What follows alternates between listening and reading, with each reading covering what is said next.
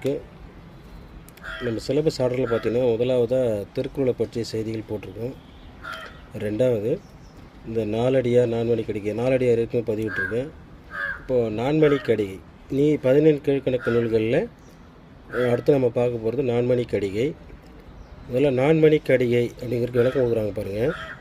கடிகை என்றால் துண்டு, அதாவது ஒரு பகுதி, ஒரு பார்ட் என்று பொருள்.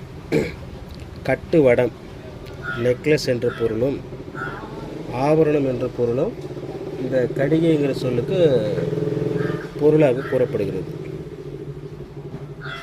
ஒவ்வொரு பாடலிலும் 4 மணியான கருத்துக்களை கூறப்பட்டுள்ள இது நான்மணி கடிகை என்று அழைக்கப்படுகிறது. இதனுடைய ஆசிரியர் விளம்பி நாகனார். நான்மணி கடிகையின் ஆசிரியர் விளம்பி நாகனார். இவர் எந்த சமயம்னா வைணவ சமயத்தை சார்ந்தவர். ஆண்டு பார்த்தீங்கன்னா 4ஆம்